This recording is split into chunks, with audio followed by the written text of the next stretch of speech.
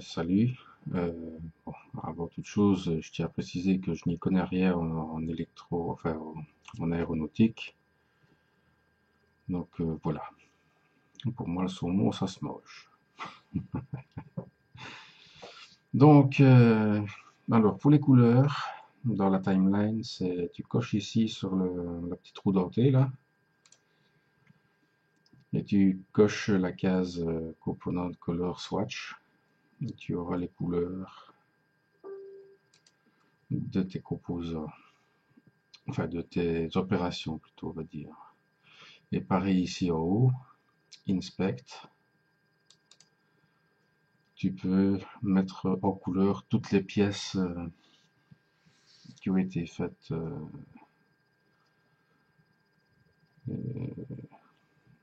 Voilà. Donc, j'ai caché tout ce que j'avais pas besoin de voir. Il me faut Tosaumon, enfin le sketch de Tosaumon, que je vais d'ailleurs éditer. Je vais sélectionner tes deux lignes, enfin ces deux lignes-là, les fixer, afin qu'elles ne bougent pas. Et je vais mettre un point quelque part. Alors, je sélectionne midpoint de ça sur ça. Il est assis au milieu.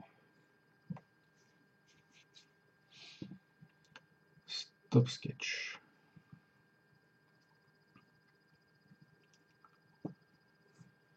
Alors, on va sélectionner la ligne ici, à plan sur un angle qu'on va mettre à 90 degrés. OK. Sur ce plan, je vais créer un sketch. Sur ce sketch, je vais projeter la ligne qui est ici. Donc la touche P de ton clavier, P. On sélectionne la ligne, on fait OK. Et de la même manière, je vais projeter ton sketch numéro 43. Donc P, voilà, OK. Donc le 43, j'en ai plus besoin.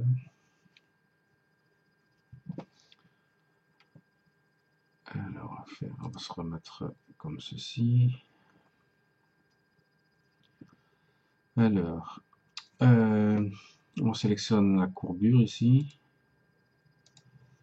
On fait break link. Je vais aller fermer ici, comme ceci. Voilà.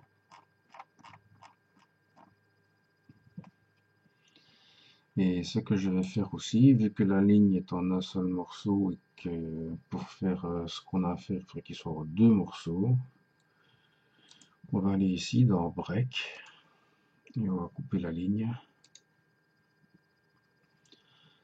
Comme ça, nous avons deux parties de ligne.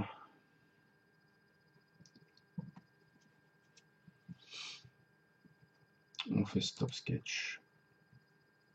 On va aller dans l'environnement modèle, enfin dans l'environnement patch plutôt. Patch. On sélectionne loft. De la ligne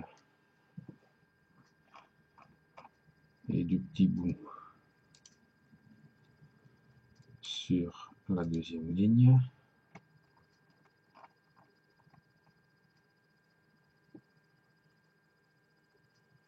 On fait OK. On fait réafficher le sketch 47 et le saumon.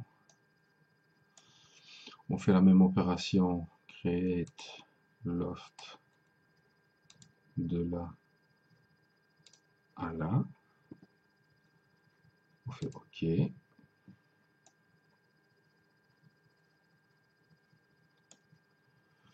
On va fermer la forme. Donc on clique sur patch ici, l'icône qui est au-dessus.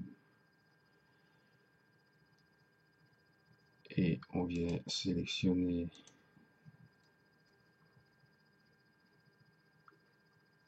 comme ceci. OK. Donc le sketch, on n'en a plus besoin.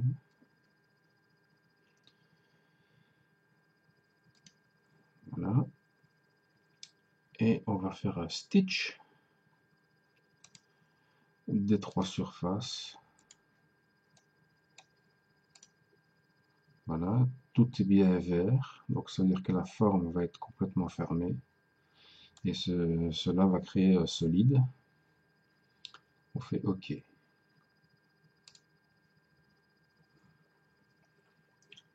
Maintenant, nous pouvons retourner dans Modèle. Si on fait section Analysis, on peut bien vérifier que toute la forme est pleine. Alors, ce qu'on va faire maintenant, c'est pas forcément très, comment je vais dire, dans les normes, car si je fais ici un shell, que je lui demande, je sais pas moi, par exemple 2 mm, eh bien on s'aperçoit qu'il ne veut pas faire de shell et ne veut pas vider la pièce. On va avoir un droit à un beau message d'erreur. J'aurais peut-être pas dû le faire. Oui, donc il ne veut pas. Voilà. Ok. Cancel. Donc qu'est-ce qu'on va faire? On va dupliquer le body ici. Donc CTRL-C, CTRL-V. On fait OK. On le laisse à la même place. Je vais réafficher le sketch du saumon dans lequel j'ai mis un petit point ici.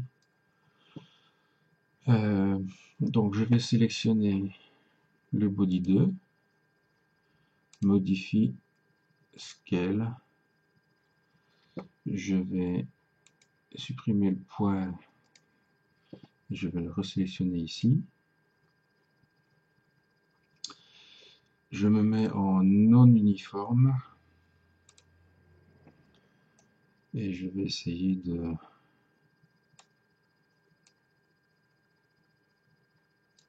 voir. C'est pas vraiment évident de faire un scale plus ou moins à l'œil au pif.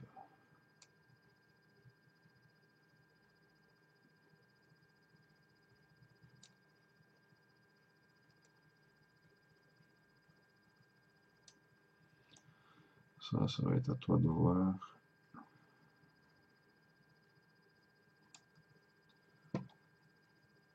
On va faire OK. Cette surface là, je vais faire. Est-ce que ça va marcher? J'en sais rien. Allez, 5 mm. Non, il n'en veut pas. OK. Bon, c'est pas grave. Extrusion 5 mm. Voilà. C'est juste pour que ça dépasse. Comme ceci.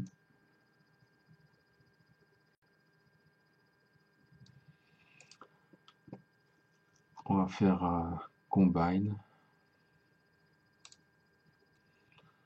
Le target, c'est le premier. Le tool, c'est celui qu'on a fait en échelle, en scale. On se met en cut. On n'a pas besoin de garder l'outil. On fait OK. Voilà.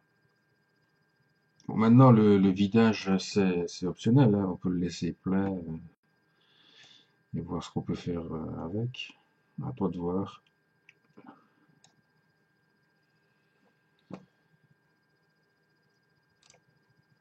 Donc voilà, on va faire réafficher tout. On met Tiens, Shift, on clique sur le dernier, clic droit, Show All Component. Voilà.